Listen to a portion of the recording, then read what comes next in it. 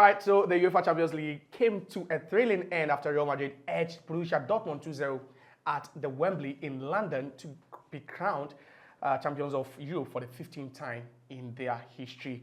And it was Dani Carvajal and Vinicius Jr. who also became the second or the first Brazilian to actually score in two different UEFA Champions League finals to crown the day for Real Madrid. But then what a stellar and also a very, very competitive UEFA Champions League season we have seen. And we got some predictions from number one analyst who has always been a part of the Eurozone here for us, who predicted Real Madrid to actually batter Borussia Dortmund in the grand finale. And I think those predictions actually came to pass. Real Madrid are champions of Europe. And then today we are here to review what happened in London.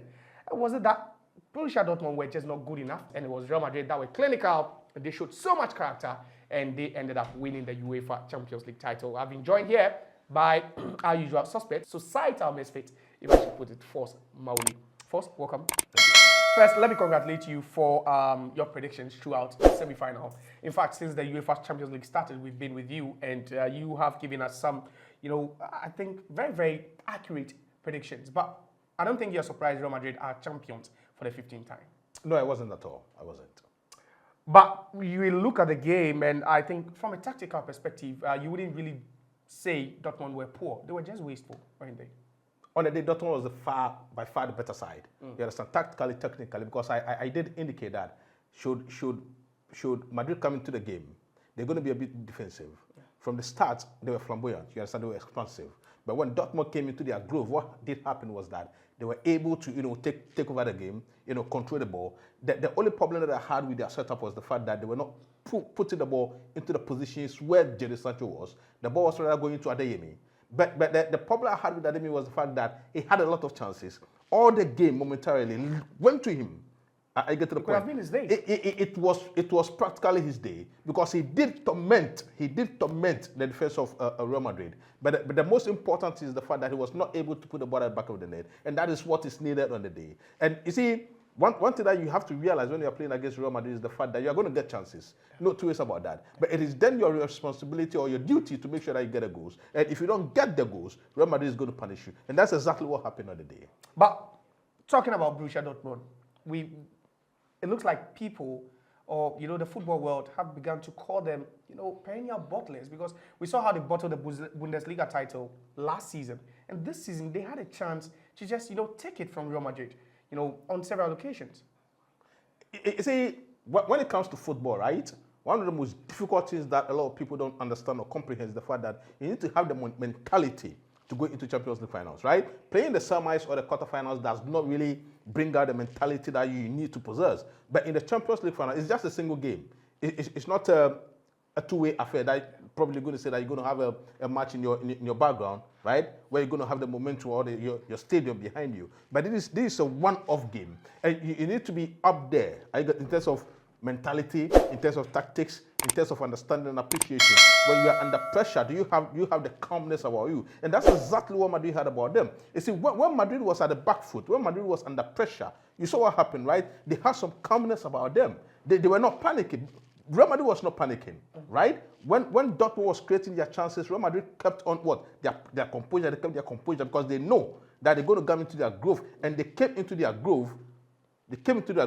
When they got their first goal. Yeah. So it's all about the difference in mentality, it's all about the difference in exposure. And I can tell you for a fact that Carlo Ancelotti on the bench for Real Madrid was a big factor, right? Because he was able to calm the nerves of the players. Because I can say confidently that it got to a time that the pressure upon pressure that Dortmund was creating was unnerving the Madrid defenders. But when you have Carlo Ancelotti on your bench, a calming figure, it calms the team down. And that's exactly what happened. So tactically or technically, I'm not going to say that Dortmund was poor. They were great on the day, but it boils down to the mentality that they lacked.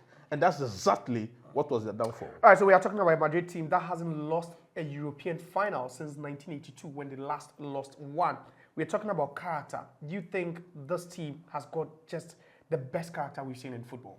If Madrid had no character, there was no way that they would be in the Champions League finals. Because against Man City, they should have gone out. They should have been defeated. Against Bayern Munich, they got a goal in the last embers of the game. Yeah. Against Dortmund, when they were at the back foot. They were able to come into the game. So it just shows you the character that they possess. You see, football is in such a way that no matter how good a day you are having, if you don't have the character, if you don't have the capacity, if you don't have the intentions to go into the game to win, because I can tell you for a fact that Madrid never goes into a game with the intention that they are going to be losers. Yeah. No, so that is the mentality that we are talking about. That is the capacity that we are talking about. That's the mentality. Because if you look at the institution of Madrid, they are built to win. And see, since 1982, when they were beaten by Aberdeen, up till now, they had never been beaten in the Champions League. So that should tell you the significance of what they have been able to achieve. All right, finally, we still stick with Madrid because there's more good news on the way for them. They have finally announced Kylian Mbappe will be joining them. Now, if we are talking about their chances again in next season's UEFA Champions League, we make our projections. Are they the favorite to win it again with Kylian Mbappe? Is there any team that can take it off them? I doubt. You understand? Not even Manchester City, no, not even you can, the resurgent Arsenal, not even Bayern Munich with Vincent Kompany. You see, there's something that you have to realize about Real Madrid. I get to the point. They have got a clout. They have got the players. And they have done something that I can say for a fact that for the last 50 years, nobody has been able to do. Yeah. Real Madrid has gotten the best bargain in football history. You are getting the best player in the world for free. Nobody, no team could absolutely do that except Real Madrid. You are getting Kylian Mbappe from PSG. Kylian Mbappe is currently the symbol of French football. Yeah. And Real Madrid is getting him on a silver platter for free. I get to the point. So talk to me about their chances. Do you think they are still the best team currently? That's why I did ask you. Is there any doubt? All right, but let's still stick to European football, where in Turkey, there's big news because over 60,000 fans were in the Fenerbahce stadium to welcome Jose Mourinho, who has been announced as the new head coach of Fenerbahce.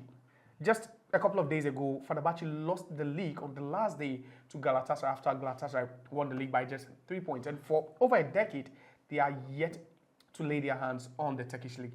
You think Jose Mourinho, the special one, will still be the special one for them?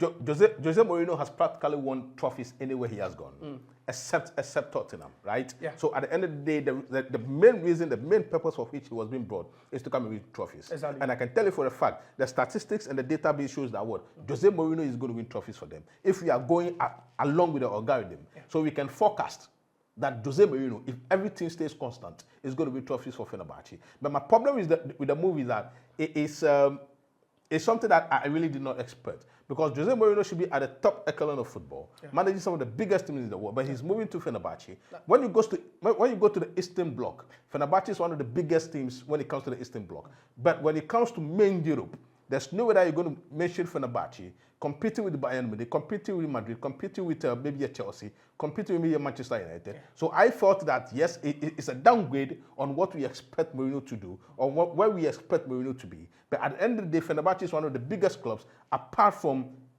the big clubs. Yeah. Don't you think he's enjoying himself as a coach? Yeah, that is a different country as a head coach. That is one of the reasons why I might let it go, or I might let it slide, because it's all about how happy you are. Yeah. And it seems that he's going to be happy in Turkey. Sure. So that's one of the reasons why I think that he went to Turkey. So I'm not going to fault him for that. So you think he might end up winning the league in his very first season? That's a possibility. Okay. All right. So we've spoken about Jose Mourinho joining Fenerbahce as their new head coach. After they missed out on the league title, they have brought in the special one to try, do the magic for them. But Kylian Mbappe also added to Madrid's week of excitement after he was announced to be their latest signing.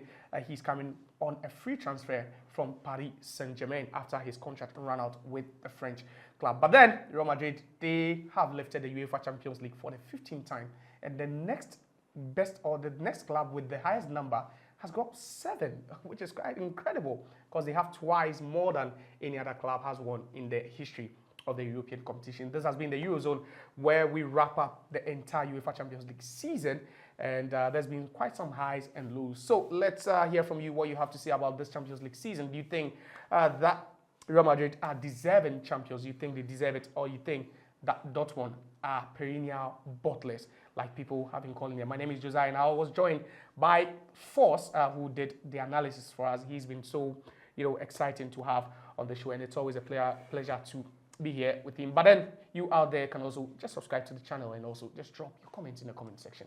See you next season. Bye.